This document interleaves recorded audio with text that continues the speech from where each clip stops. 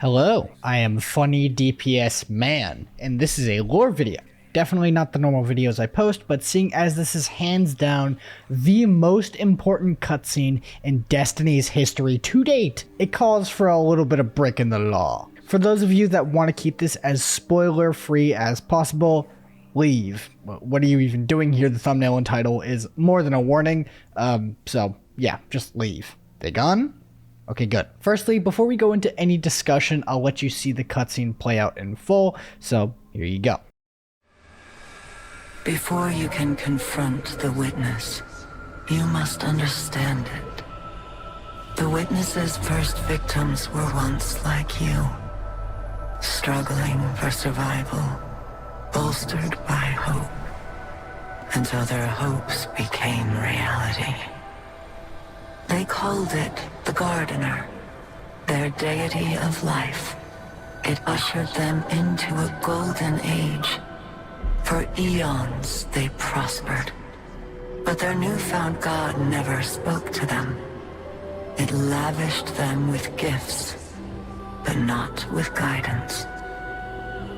And though they lived in paradise, they came to crave a greater purpose. They desired meaning, structure, a winnower, to shape the garden.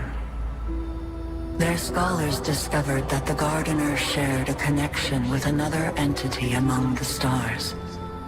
They called it the Veil, and when they found it, they arrived to claim it. They already knew much about the light, how it could bend the laws of the universe and create life.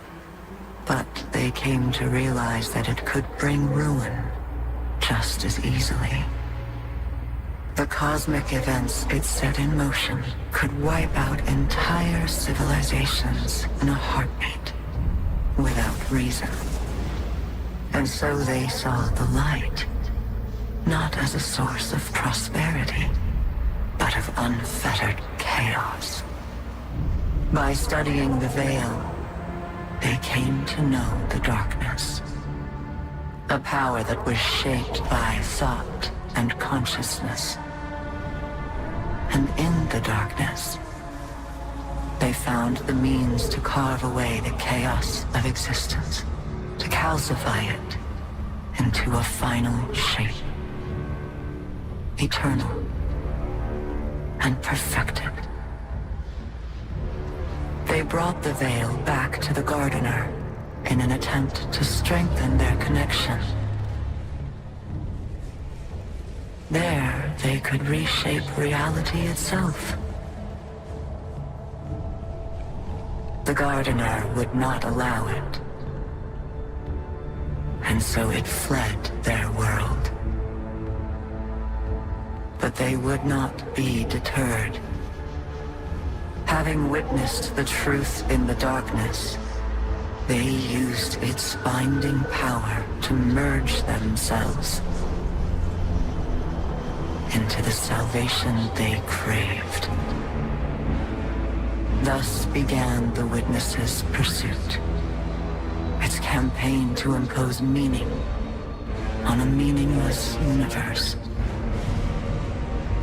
one that is nearly at its end.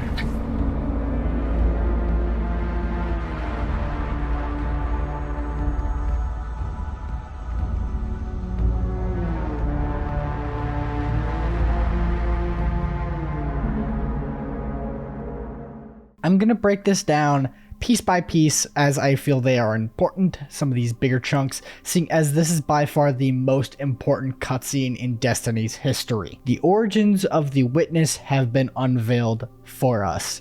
First off, in the unveiling lore book, it speaks of a winnower as well as the cutscene does. Keep in mind these are messages directly from the Witness itself. These messages detail a gardener and a winnower in a garden before time and space even existed. Even though this is mostly metaphor, we can definitely say that these assertions were a means to manipulate. The winnower role was created by the civilization to be an equal to the traveler, and I cannot blame them for wanting this in the first place. They were a species that I imagine experienced untold hardship and pain for countless years before the Traveler. Seeing as the Witness in the Lightfall campaign says as such, their mission is the end of pain, the final shape. You fear loss, Emperor. Your fear brings you pain. We know pain.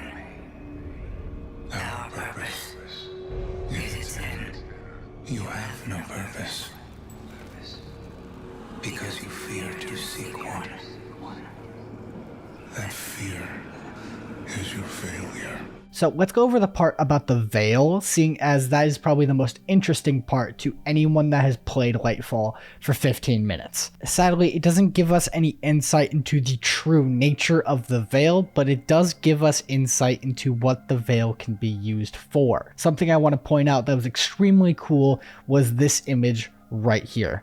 Anyone that's a lore junkie will be able to tell that this is the cover of the Lubres Ruin lore book. I'm unsure if the Veil has any real connection to Rolk and the Lubrian people, but still a really cool callback and maybe an interesting clue into the nature of the Veil and what it's been used for. As for what they did with the Veil, becoming one entity by understanding the darkness to the truest extent. We know the Veil itself is considered to be an object of pure darkness, or is a well of both light and dark. We also know that the ability to use darkness in this way is not impossible, seeing as when you use Strand, you are tapping into that same conscious energy. There is also mention of reshaping reality when they brought the Veil back to the Traveler. Now, whether or not this has anything to do with the capital P portal, I have no clue, but seeing as the final shape teaser seems to show a new world beyond the portal, I can say that this might be the true intention of the portal, to create a world of paradise without pain, without loss, a final shape. I and many others assumed that the Witness was simply a being of destruction. It's done nothing but push towards the Traveler and crush everything in its way. But that doesn't necessarily mean that its intentions are wrong from the start. This civilization was uplifted by the Traveler but could not find purpose beyond what they saw to be their god. They gave themselves purpose to being equal to their god. Not only that, but seeing as the Traveler does not speak and only communicates with dreams and whispers, them trying to strengthen their connection and being jaded when they're rejected is understandable. It doesn't really make the Traveler out to be this benevolent god that can do no wrong. That faith was shaken in the Witch Queen, but with this, it might not be too much of a stretch to say that this god is not innocent. The Witness tells us as much at the end of Lightfall.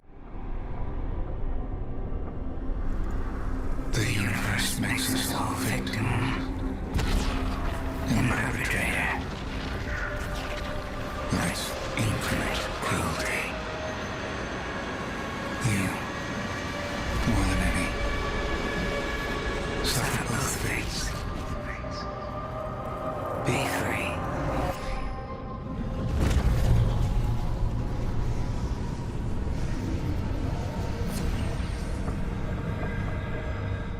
Having the Witness's origins be placed in front of us like this puts all of their known actions into context. Their talk of the Traveler's cruelty, their mission to end pain and loss.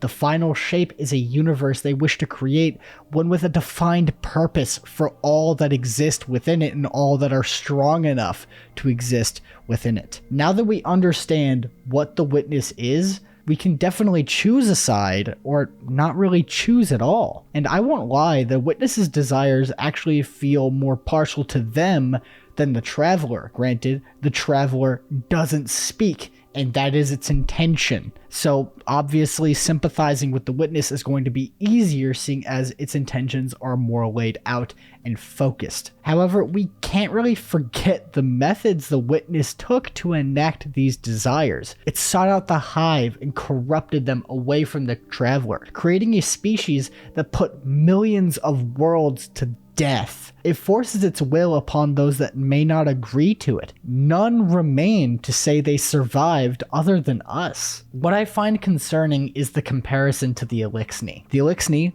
just like the Witness, are a civilization that was uprooted by the Traveler, then promptly abandoned. They could not find purpose beyond the Traveler. They chase it to the end of time. They could have very well ended up like the Witness, given it enough time and strength. The Traveler knowingly or unknowingly created this extinction entity, this god of destruction, with its silence. The Traveler's methods are clear: uplift those that are in need and let them create their own purpose. But how can you create purpose when there is no struggle? You are giving them the tools that they require without pain, without struggle, without purpose. And when you do this, what do you get? You get entities like the Witness. When this cutscene was first leaked in data mines, people already stated that they sympathized with the Witness, and many will sympathize with the Traveler. But remember that neither of these forces are perfect. They have their flaws and failures. In my mind, the Traveler has long since been revealed to be, evil isn't the right word, but less than good. Its methods lead to entities like the Witness existing, as well as the people like the Eliksni being crushed. And the Witness is on a genocidal tirade to create a universe with purpose for those that exist within it. But what it doesn't consider is that nothing can really survive the Witness, so you're creating a world for yourself, which inherently has no purpose when you create it. If the portal truly is a way to create a world without loss, without pain, you are doing the same as the Traveler. You are giving everyone that dwells within this world the means to thrive without the means to struggle and create their own purpose. You can also see more relation to the Traveler as the Witness does, seeing as it doesn't reveal what the final shape is to its disciples. They are left to interpret the final shape however they see fit. The Hive see the final shape as this